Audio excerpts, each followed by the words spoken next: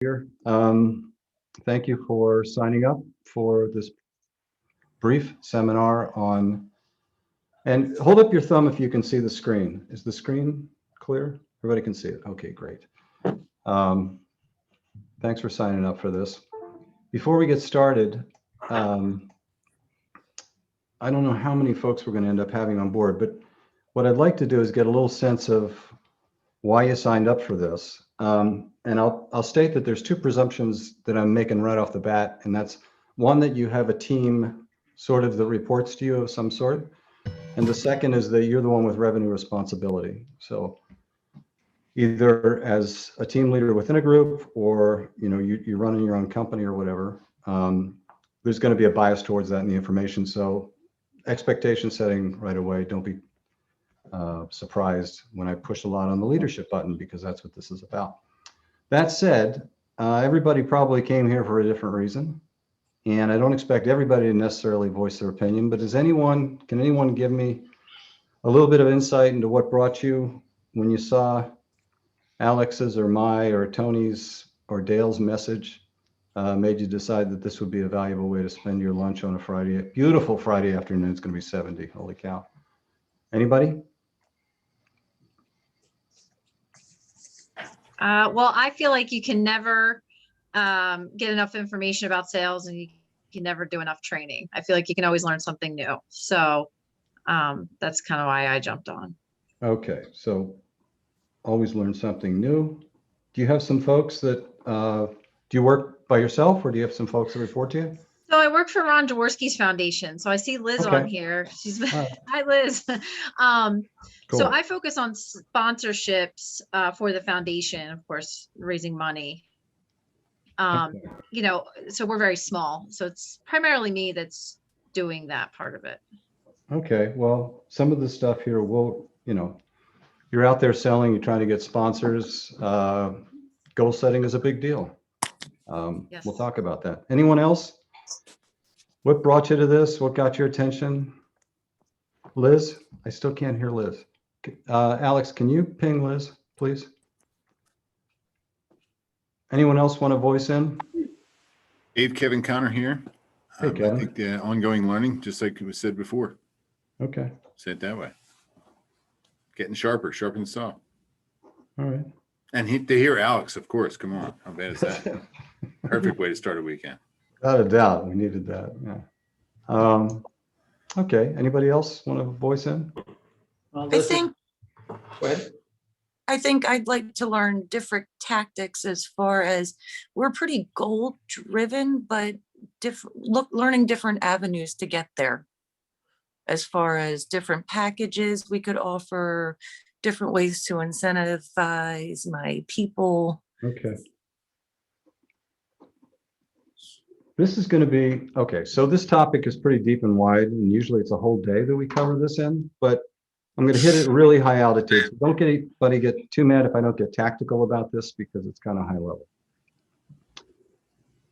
But thank you guys for your input, and pretty much I'm going to push through the material.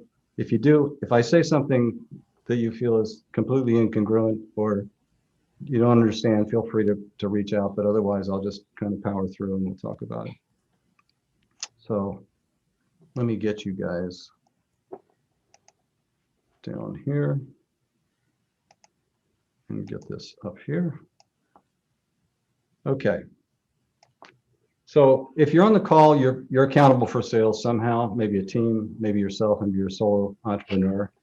We're kind of in a new world nowadays, and by that I mean in the new century, where leadership of folks is a lot different than it used to be in the old century, and it has a lot to do with our attention span and the ability to manage people in a digital environment. It's really, really difficult. Throw COVID into that mix, it becomes a real challenge, right? How do you keep people focused? And by the way, you'll hear me mention focus a lot, because focus and attention to specific well-defined goals is really a big deal in achieving them.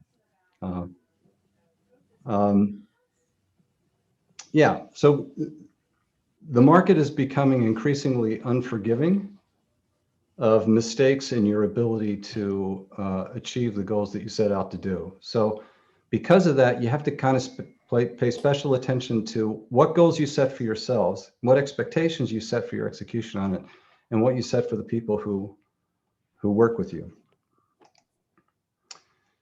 So let's get started with kind of the baseline foundational stuff. Who can tell me what the number one leadership responsibility is with respect to sales?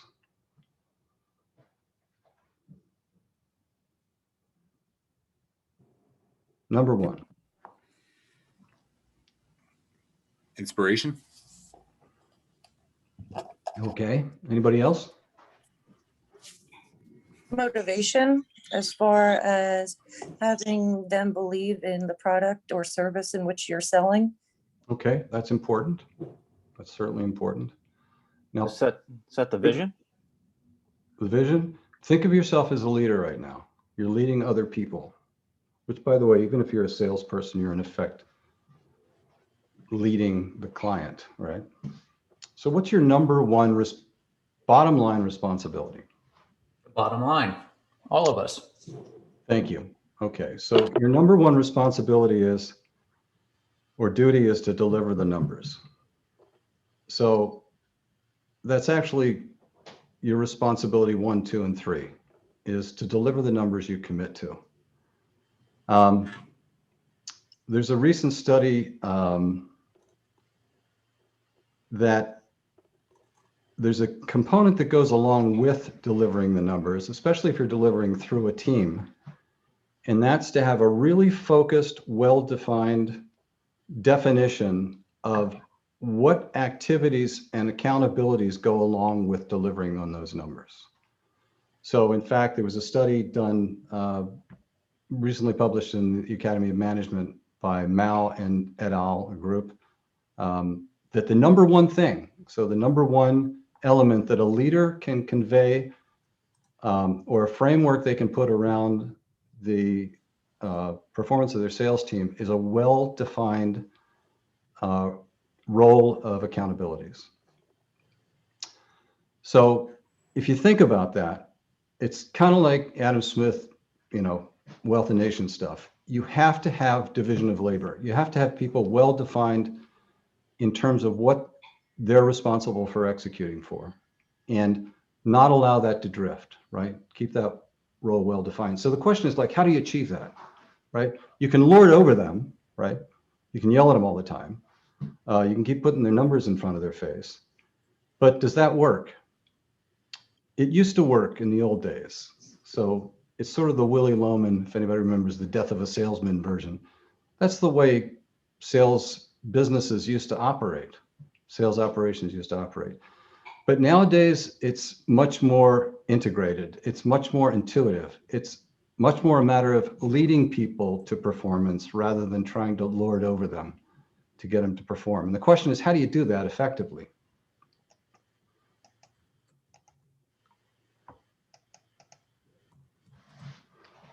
So what's the most effective means for delivering on a budget through a sales team, or even through yourself if you're an individual contributor? Well, let's set the framework of what leadership is today, especially in a sales context, but this goes generally if you're a business leader or a strategic leader in the C-suite. There's proactive and reactive, and you could argue that pre-21st century tended to be a more proactive type of leadership, especially in sales. What is, reactive leadership in terms of sales? What does that mean? It was past oriented. It was about facts, history. The reality was a focus on trailing indicators. So there was a lot of, here's what our quarterly sales are, here's what our year to date is. It was all backward looking, a tendency to be backward looking data, right? It wasn't focused on a forward looking perspective. It was retrospective, reactive, looking to now from the past and saying, okay, here's what we have to do because of the data. Not that that's not important, but in today's leadership, it's different. it's much, because of data and because of the data that's available to us, we're much better at forecasting and looking at indicators that suggest what's going to happen up ahead and what's coming in the future. And by the way, there's a lot of study that indicates forward-looking leadership is much more effective than backward-looking leadership. And I'll get into an argument in a minute that if you look at the S&P 500, there's actually been studies done on this. Companies that have a compelling forward-looking perspective, that is from the leadership down, way outperform companies that don't. It's a generalization, but it's in the manual, in our tradership manual. If you ever look at it, you'll see that that forward-looking perspective is really, really important in today, 21st century business management, and especially in sales team management. So it's a matter of forecasting. It's experiment. It's possibilities. It's innovation. And the reality is a focus on leading indicators. What are the sounds that I can hear? What's the signal coming from the future telling me where we're going and how we're doing?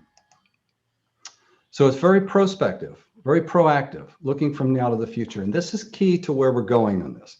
This is key to why the old way of setting quotas is being replaced with the new way of setting goals and making those goals integrated into the team and into the people that actually are responsible for executing in that. And you'll see where we're going with that in a minute. This forward-looking thing is called long-term LTTP, or long-term temporal perspective. There's a lot written up on it. It's very, very important in today's management of companies. It's looking at things for the long term. If you have a business and you're operating a business, it's looking in terms of where's this business going? What's it going to look like in the future? What benefits and values are accruing to the future as a result of the work that I do? That's really, really an important perspective. As opposed to I'm looking down at my feet and every day is just one step forward. Now there's sort of tactical things we have to deal with, but the compelling strategic perspective needs to be out there, right? And there's a lot of evidence that that long-term perspective is incredibly effective. If you happen to read my book, you'll see the story in there about Jack Bogle, very, very future-looking leader, built a company from 0 to 75,000 employees. But he was definitely a guy that was looking out over the horizon all the time. He's very forward-looking leadership. So we're trying to convey this notion of if you're going to lead people, in fact, you will not be able to lead people now and in the years ahead if you can't emulate that sort of forward-looking perspective, while at the same time, by the way, dealing with the tactical issues you're encountering every day. So the interesting question is, what's your long-term perspective? What's your point of view? Are you looking to tomorrow or the next day or down at the next step you're making? Or is your compelling perspective out ahead? Here's where we're going. Here's what we're seeing. Here's what's on the horizon. Okay, so let's make a case for why not quotas. Here's a piece of data that came out at the end of last year from World at Work, which does a lot of meta-study data for the sales and marketing industry. And they said that in 2020, twice the number of companies say that less than 25% of their sales teams will reach quota. And by the way, it's not going to get that much better in 2021. And I do have the data here. They're expecting somewhere around 30% of the companies to have the expectation of reaching quota this year. And in next year, it only improves incrementally. So they do have ways they can forecast this. So these companies are predictively not hitting their quotas, like they're not making quota. So is it the economy? Is it the conditions? What's out the window? COVID and stuff like that? Can I accept that if I'm a business leader? Or do I have to look at, can I change something else within my organization to change perspective on achievement of revenue objectives?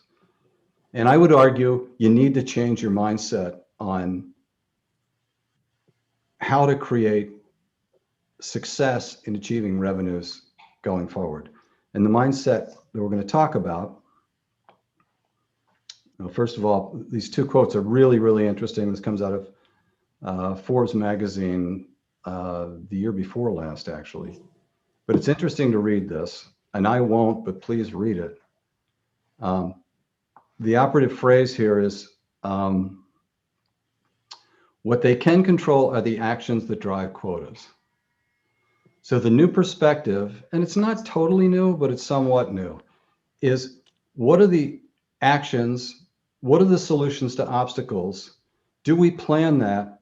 Do we look at it in detail and create a plan for success in revenue rather than just putting a number up there and saying that's a number I'm going to hit? And back in my day, and I'm go from way back, that's the way it used to be, like add 15% to last year's revenue, and that's going to be our quota. Just divide that up among the teams and everybody will be fine. Well, it kind of sort of worked back then, but it's not going to work in the future. It's not going to work in the 21st century. Here's the rest of that quote by Randy Illing. Quotas are not necessarily predictive of success. Predictive measures should be used in a collaborative way with the sales force, not in a leadership vacuum. And the operative word here is collaborative. So what really empowers the sales goal system is that it's collaborative. It's not me telling somebody they need, or even me just telling myself, you know, I want to do $5 million this year. No, that's not good enough. I really have to collaborate with either myself, my teammates, my sales managers, whatever, and make sure we have a plan, and a very detailed plan for the execution, right down to the individual contributor. And then adjust and amend that as it goes along.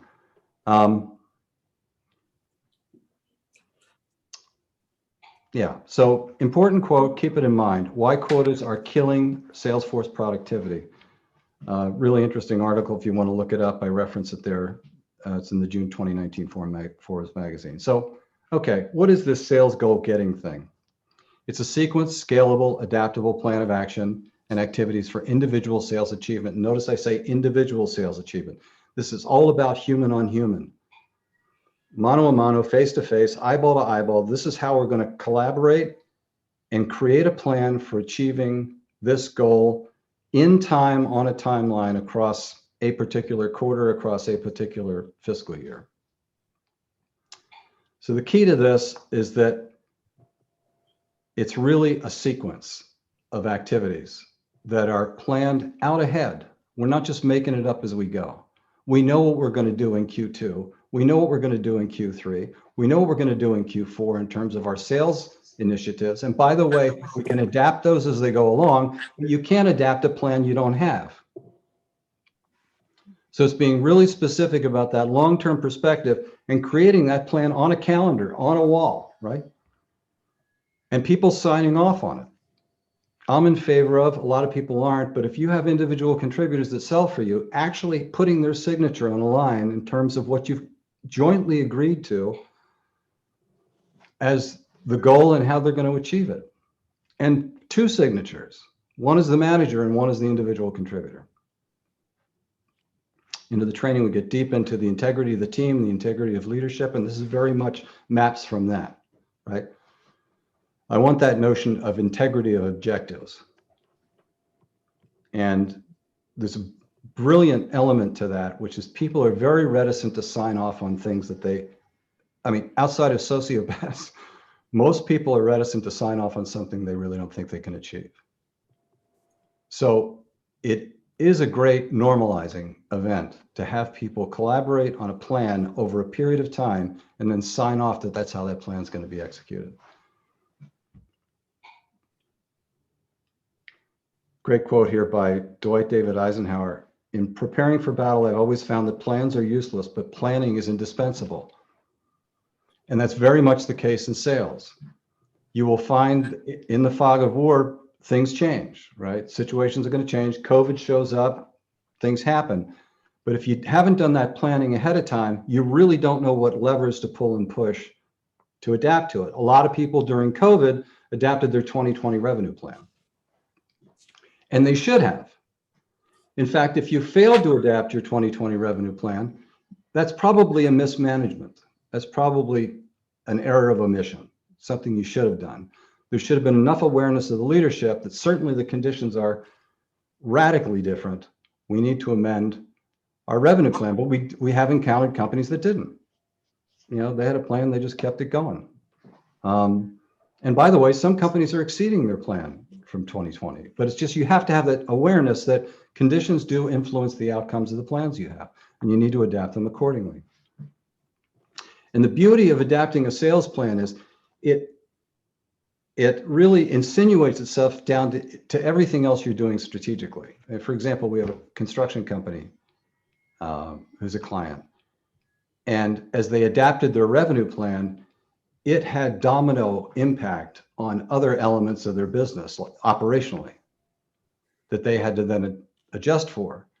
But if you're not doing that sort of long-term planning, it's very difficult to see what the strategic implications are of making an adjustment to your sales strategy. So how does this work? What are the sales goal leadership responsibilities in creating these big plans? Okay, so that paper that I referred to before, fairly recent paper by Mal and Evans, I'll read this one. It is the sales manager's responsibility to involve the salesperson in the goal setting process, so that goals remain challenging. Challenge seeking is highly correlated to sales outcome performance. Sales outcomes means closed deals. So what Mal and Evans are saying here is that if you involve your individual contributors in the goal setting process, that will elevate their sense of challenge, and an elevated sense of challenge is highly correlated with success. Now, this is classic stuff, management 101. If you delegate, you empower people, right? And in fact, just the opposite is also true. If you take delegation away from people, if you take responsibility away from them, you disempower them, right? There's an argument that if you empower people creating their own plans and executing on those plans and pile that responsibility on them, you will eventually, as a team leader, will create what's called in the literature, invincible teams. They feel like they're capable of almost anything. But it's very, very important that you involve them in creating that strategic plan. And they have to defend it on an individual basis.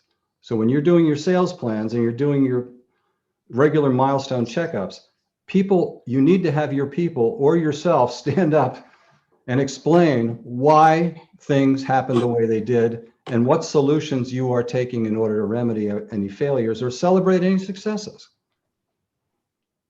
It's that personal accountability that maps from this collaborative goal setting that's really powerful. So what are some of the elements of that? Or, good question is, is your internal goal getting process? And there's a big question here, by the way, a big reality check before we even get to this is, do you have a personal goal getting process? Do you have written goals? Are they down on paper? Are they based on your values? Do they map into the distance? Are they long-term temporally perspective? Have you done that for yourself? It's very difficult to lead people from a goal-based leadership perspective if you haven't done it yourself. So, what we go through in the training, everybody has to go through that gauntlet before they get to the regular curriculum. And it doesn't matter who we're training. They've got to go through that process. Very, very powerful in connecting performance to what's really important to them. So, name the goal. What gets specifically named gets achieved. This was a discovery made by a military psychologist back in World War I, believe it or not. His name was Bion, B-I-O-N. He noticed that issues that they encountered or objectives, that's why you see all these names on things, on military things, because what gets named gets achieved. You can put a box around it, at least you can put a label on it, and then people have a reference. So when you set your goals, name your goals. Something more interesting than the 2021 sales growth goal, doesn't mean anything. Come up with goal names that mean something to you personally. Value test the goal. How does it fit in the overall company objectives? So your company needs to have a vision. Somebody mentioned that. How does the goals that we're establishing in terms of revenue facilitate that vision of where we're going? And does it do it adequately? I mean, we had an interview with a client, with a prospective client. We did not engage them, but their incremental sales growth had been like 5 to 7% per year. So we came in to talk to him, and he said, you know, and we asked the classic sales evolution question, which is, you know, if this was a year from now and you were celebrating, we were having a bottle of champagne, what happened? And the guy said, well, my sales would increase 40%. And he like stopped me in my tracks. It's like, how can somebody who's had incremental trend line growth of 5% or less suddenly think there's going to be a 40% increase? So that indicates a failure in leadership right there, right? A lack of real perspective on the potential of his business. So I had to confront him with the reality that there was no way, nothing we could do would give him that order of magnitude of growth. So you got to kind of have the strategic perspective on what your business is all about. You got to understand it. You got to be realistic. Pressure test the goal. Does it soft pass the SMART test? And by the way, this refers to just what I was talking about. SMART is specific, measurable. Who knows the third one? Actionable. Actionable. Okay. R. What's the R? Realistic, Realistic or relevant. T. What's the T for? timely. Time bound, timely or time bound. Yeah. Just basically your revenue goal past the SMART test. In other words, are you looking for 40% revenue growth when you've only had trend line 3.5? I mean, you know, milestone the goal, what by when? So break your big goal into campaigns of what you're going to do over a timeline. What's the benefit or loss? So this has to be personal payoff as well as company payoff. And the personal payoff is the big thing. I call them incomes in the book. Incomes are regrets avoided. You know, one of the obvious ones is you don't do your job, you get fired. You do your job great, you know, you go to Italy for the summer. I don't know. But define those ahead of time. Like, what are the benefits and losses that accrue as a result of our execution? How the goal? What's the schedule of actions adaptable as required in order for achievement? So action items, potential obstacles and solutions, resources required. There's a great element here. If you are a leader, never, ever accept excuses. Never accept excuses. From here on out, don't accept them from yourself and don't accept them from people who report to you. And the question I'll plant in your mind, and somebody probably knows it, if you can't accept excuses, what are you able to accept from yourself? Or from those people that report to you? And I'll take that answer in the chat box if you know it. Forecast the goal. What are the metrics? What metrics are predictive of success or failure? This is important. I want to predict. I want to forecast. I don't want to be looking over my shoulder and saying, oh yeah, now I know we screwed up. I want some kind of early warning system. I want NORAD, right? I want to know that things are going wrong. So when you think about designing metrics, don't think about the same old, same old. Think about, and it's crazy sometimes what people come up with. They're very idiosyncratic to individual businesses, but what are the early warning variables? I'll show you two in a minute. There are others that allow you to get that early warning that something's going wrong. Something's not coming out the way you expected. And a picture of success. What will it look like? This is the question. If we're popping the champagne bottle at the end of the year, what happened? What did it look like? What did we achieve?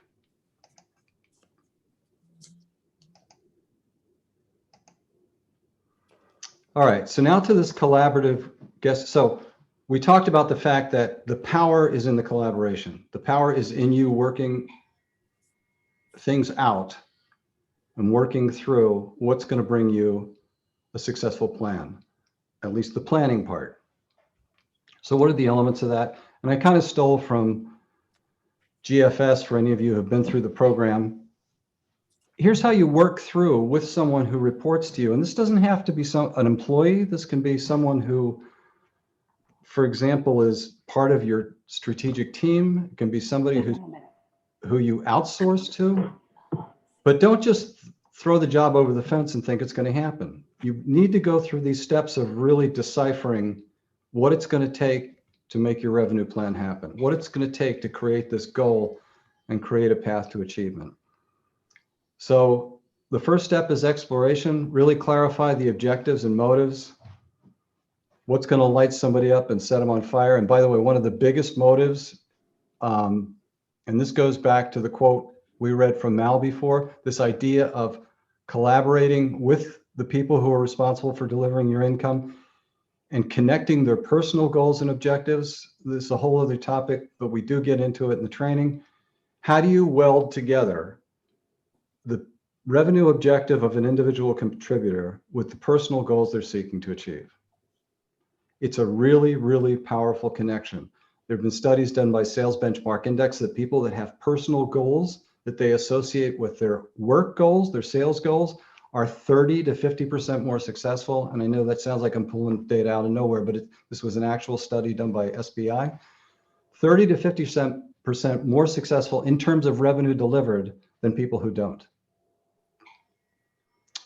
So this is kind of a page out of the old General Electric book. This is how GE, a lot of their success, especially under, somebody tell me, former Jack Welch, right?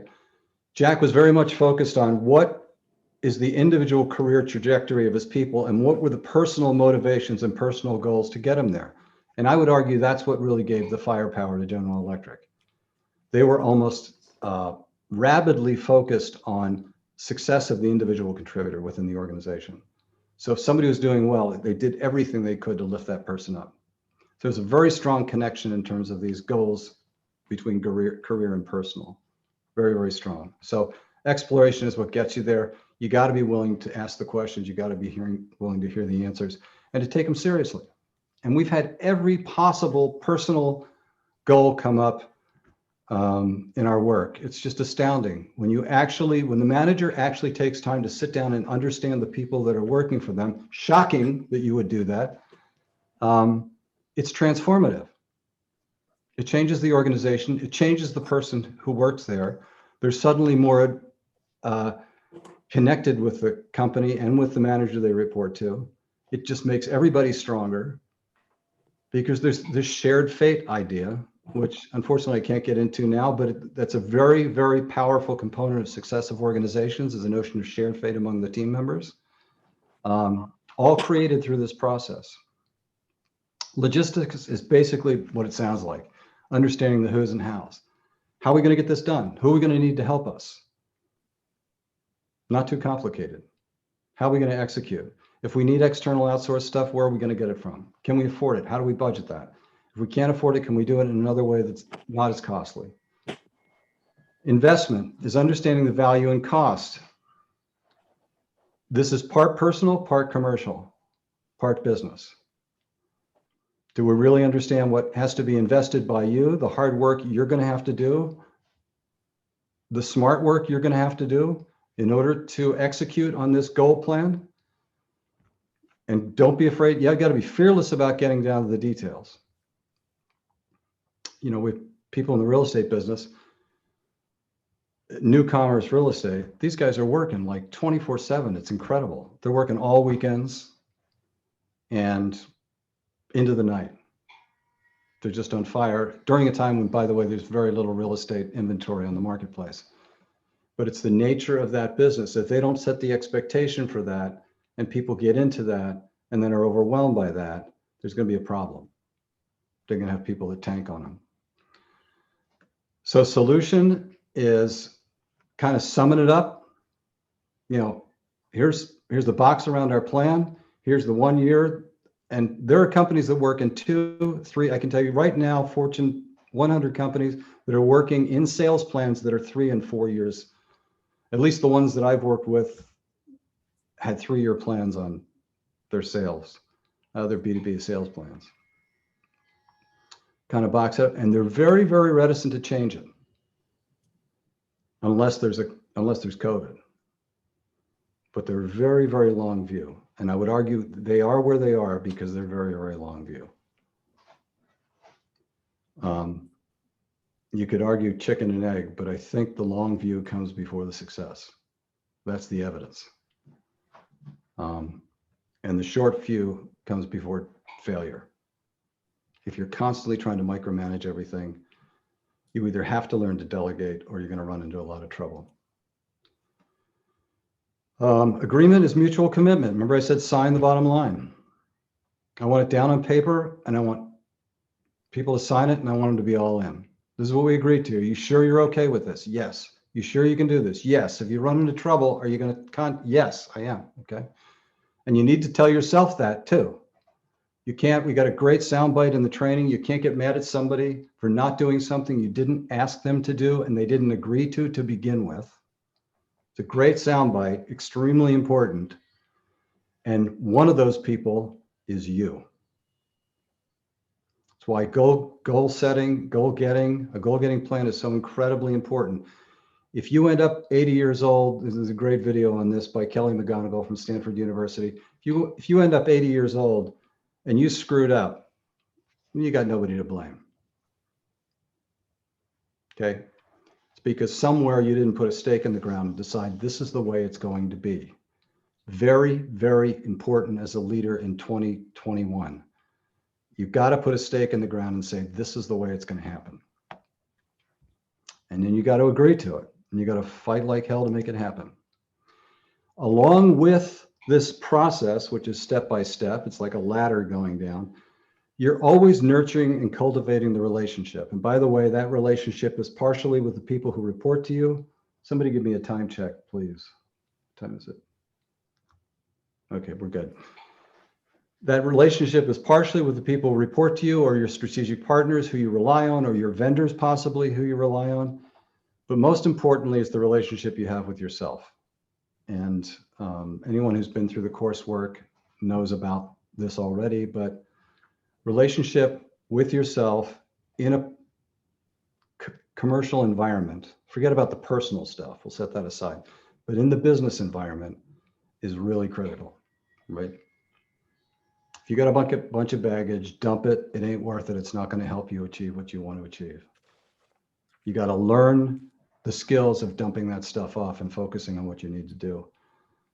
And then the other thing is that goes along all the time is expectations and expectation setting, or the rules of engagement. There's a great quote by Stephen R. Covey where he says, people don't get upset for what happens. They get upset about their expectations of what's going to happen. Great example of this is, you go to Disneyland and you end up in a line that's an hour and a half long. You're all excited getting there, but if you've never been there before and you suddenly, now Disney has found ways to deal with that, right? But you can think of a lot of times when you went to do something, or you had an expectation of somebody doing something in a particular way, and by the way, you didn't discuss it ahead of time, and by the way, it didn't turn out that way. And Covey's argument is, look in the mirror. Like, if you're letting yourself down, setting expectations, it's your fault, and you got to deal with it. And it's two ways, it's the questions you ask and it's the statements you make, right? Is expectation setting. Very important. So you can say, okay, Dave, that's fine, but how do I affect the behaviors in terms of executing these plans?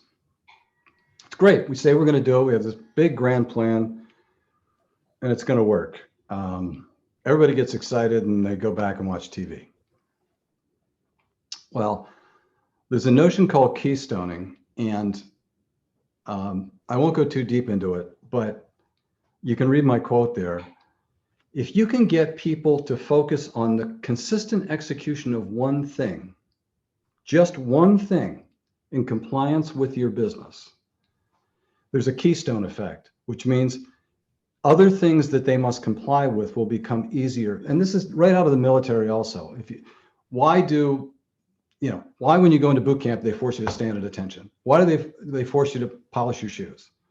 Why do they force you to make your bed every morning? Making your bed, by the way, is the classic example.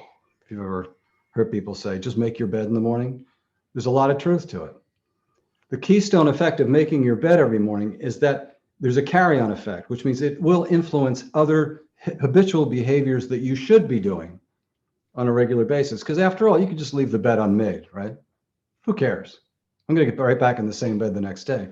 But the notion is, if you create that, in the first thing in the morning, you start to create that keystoning effect. Exercise is another classic example. I would argue exercise is only 50% for physical fitness.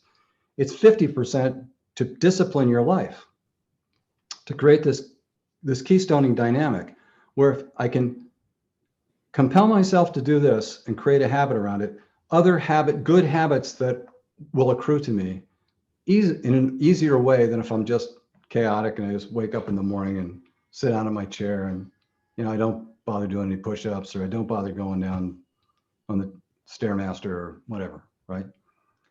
So this keystoning is well established. It's really important. You need it in your organizations. If people report to you, and in fact, I just got off a call with a client where I was coaching them on this. They have a person that's a high I personality. They're kind of all over the board. I said, just find one thing and get her to focus on that until she's got it cold. If you want great information on this, read Benjamin Franklin's Art of Virtue. It's a brilliant piece. There's a brilliant piece in there around this keystoning effect of building habits. So this goes way back. And he became a master at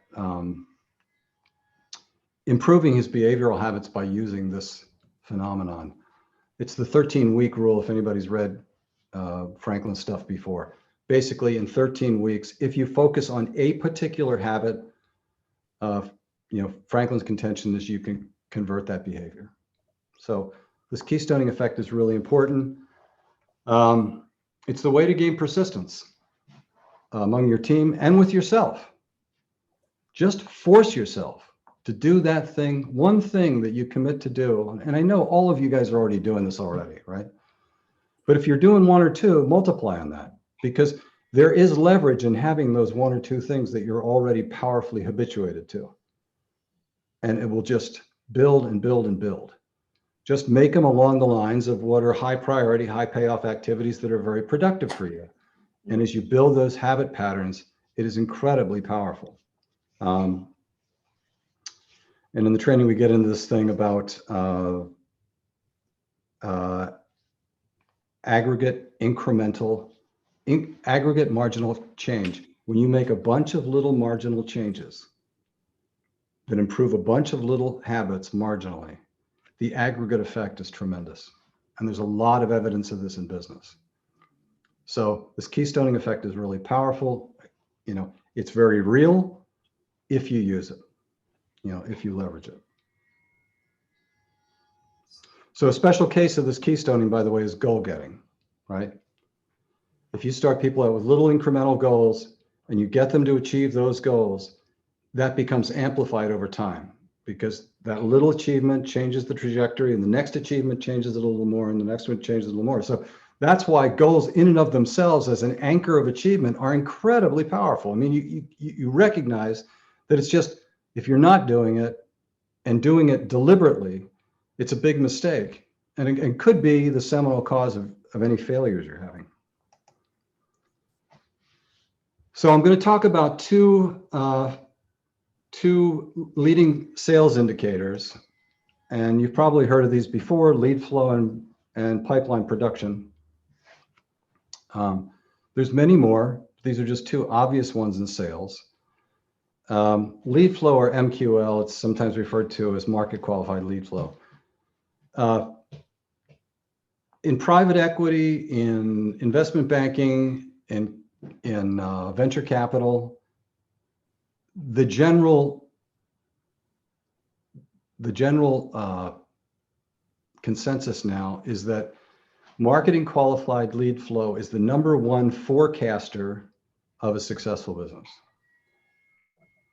So it's really the acceleration of market qualified lead flow. So what they're looking is whatever the accelerating changes in lead flow coming in. Now you could say, okay, that goes with conditions and the marketing and stuff. Yeah, but in terms of measuring the intrinsic model, like how's the business doing? Is this a good solid platform? The acceleration of lead flow is a very, very accurate leading indicator, especially in SaaS-based businesses that are in the software, recurring revenue type models, that kind of thing. They really pay attention to what's the acceleration in lead flow, because the signal that it's indicating is that there's intrinsic value in this. It's getting traction, right? So this lead flow is a big thing. And if you're not getting it, you need to fix it, right? If you're not getting qualified lead flow, I don't mean just anybody you can call up and because they're a warm body and they'll fog a mirror, but qualified lead flow. If it's not growing, something's wrong with your business. Trend line. And you got to do something. You got to take action. There's my picture to kind of drive that point home. Qualified lead flow is like what amperage is to electricity. It's just the power. Now, I guess strictly power is watts, but it really is the juice that makes things happen. So you got to pay close attention to it. And if it starts waning, something's wrong that needs to be addressed. So the big question is, what are the high priority, high payoff activities that generate qualified lead flow? You got to know what they are, what those levers are. And when one's broken, you got to fix it. Okay. So if something falls down in terms of lead flow, it's like all hands on deck. Let's crack the code on this. Let's figure it out. Let's make a change. The classic story is, does anybody know the GE Power by the Hour story? Anyway, if you get a chance to read up on it, it's a fascinating story. Basically, the lead flow trickled for GE's jet engines. Jet engines, right? $6, $7 million, $8 million, whatever they are, piece, more than that, right? Their leads trickled to nothing. They knew something was broken, and it was somebody in the sales team that came up with a solution because they were the ones that smelled it first. But it was something broken intrinsically in the business model. So they didn't just say, oh, things are slow, which they were at that time. It was when the airline industry was kind of sputtering and having troubles and companies were going broke and stuff. But that was the condition. It was like COVID. But GE was brilliant enough to think, okay, what are we going to do about it? Are we just going to sit here and take the shot and hope things get better? Or are we going to do something to change our business model? Because people are always going to need jet engines. And that's what they did. They changed the business model fundamentally and took over the jet engine market. It's a fascinating story. But lead flow is really a big deal. If the leads aren't coming in, something's wrong and you got to remedy it. The other thing is pipeline opportunity production. I won't go too deep because we're kind of running out of time here, but there's a great piece, a book called Atomic Habits by James Clear, C-L-E-A-R.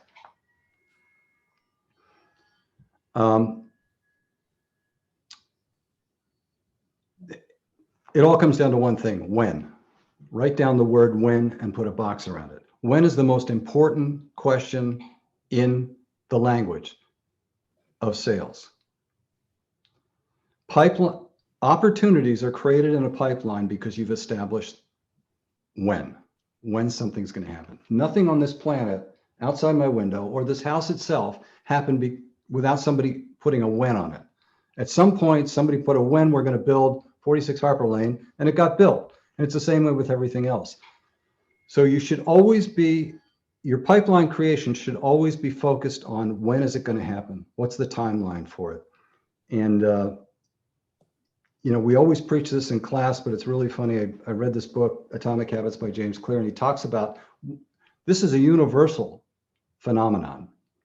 This notion of commitment on a calendar is it's a universal solvent to indecision in business. He calls it pre-commitment. And he's got all kinds of examples of how this has worked out in industry of just focusing on when's it going to happen and making sure all parties know. Like that is the core problem in business. In an exchange, and if you think about it, all an exchange is in business is value for asset or asset for value at a particular place in time. That's it. So, you know, one is the value of the cash and the service provided, but the other big thing is when's it going to happen? And without the when, I'd argue that the rest doesn't really matter that much. So to the extent you accumulate whens, you're getting a great perspective on where your business is going in the future. You want as many whens as possible. When is it going to happen? When are you going to need it? When do you think you'll need it? Are there any milestones in your life or in your business that are going to indicate when you're going to need our product or service? Is it a month from now, a week from now? Is it a year from now, 6 months from now? This idea of when and getting it on the calendar. So these are two really good early warning systems. I'm just going to touch on a couple of other things that have to do with the execution of a revenue goal, CRM and pipeline management. And all I'm going to do is talk about, this also came out of the Malin Evans. Yeah, unproductive activities negatively impact salespersons' challenge seeking and performance. Don't do it. I mean, if you can do anything to mitigate exposure to administrative duties for a sales team or people that report to sales, do it, because it's role corruptive. It is role corruptive. You want to keep the definition of role and execution as narrowly defined as you can. Now, I get it. We're all entrepreneurs. We can't always do that. But there is a way. Can everybody think? How do you partition activities effectively if you don't have the resources to hire? Somebody tell me.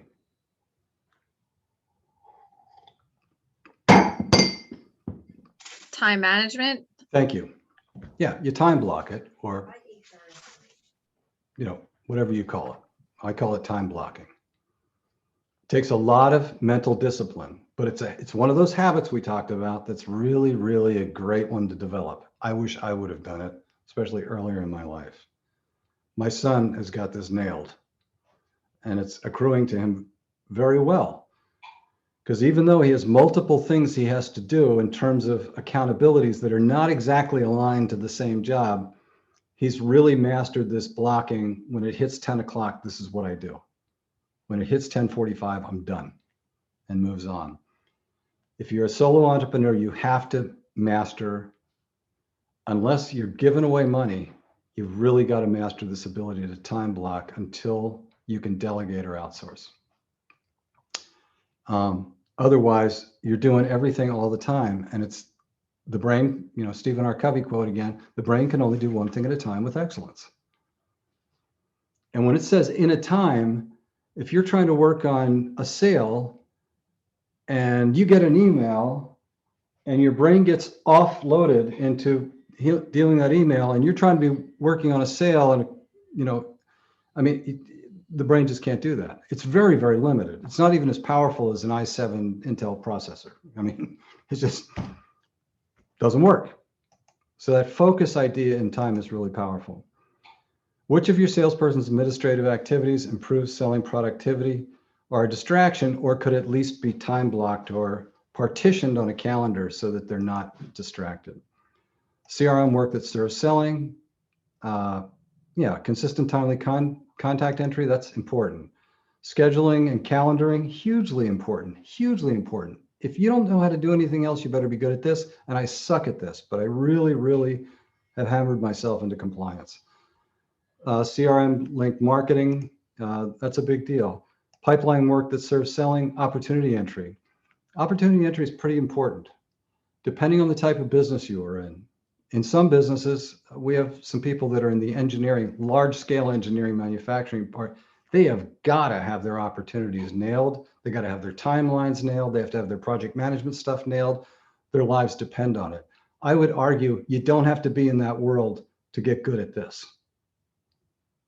It's like looking at your bank account every morning. I don't know if anybody does that. If you don't do that, check your bank account every morning. It's going to change your life.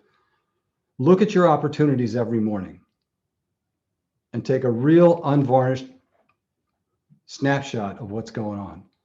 And it will change the trajectory of your business. You've got to have the willingness to look at reality, right? This fantasy land doesn't work. Hey, Accurate David, opportunity assessment. Go ahead. David, just helping out here for time. Some excellent material on here. So we got about 5 minutes. I don't know if you wanted to open it up for questions. Yeah, I'm going to skip this. I'm going to go right to Q&A. How's that? Perfect. So I know we covered a lot of stuff. Any particular questions? What are the questions you have?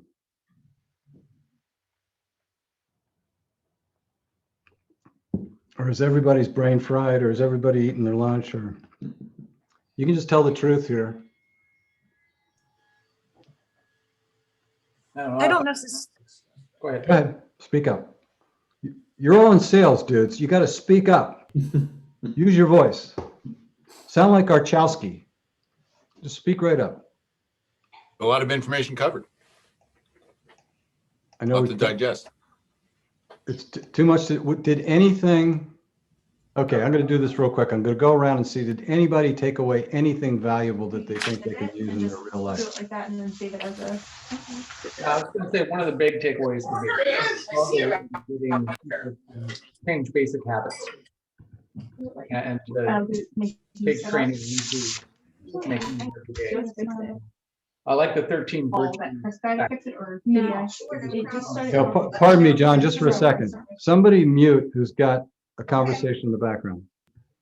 Okay, go ahead, John. I'm sorry. I was just gonna say the 13 virtues, because we struggle to get people to adopt and take and make certain things habit. And even things that they agree they should be doing, they do it for a few weeks and then it tends to taper off. So doing something like the 13 virtues, going through it 4 times a year and practice until it becomes set in stone. Yeah, and remember that keystone effect. If you can get the one thing nailed, the other things tend to bridge off of that. Who's going to go next? One thing you took away. I think it's the reminder of the time blocking, especially when you're, I mean, I've been in this business for 25 years, but now I'm basically wearing every hat in the book, and my mind is constantly being pulled in multiple directions, and from servicing clients to production work to everything, and just kind of taking that time saying, okay, no, this is what I'm focusing on, and block everything out and just bang these things out. It's because sometimes it's hard to remember that you just got to do this one thing. You can't satisfy, you know, if you're trying to satisfy everybody all at once, all you're going to do is probably dissatisfy most of them because you're not fulfilling what they need. Yeah, thank you very much for that, Dean. If look at the recent interview from Jeff Bezos about his daily routine. It'll blow your mind in terms of this idea of partitioning. It's fascinating. Wealthiest guy in the world. Thank you. Who wants to go next? Don't make me call on you.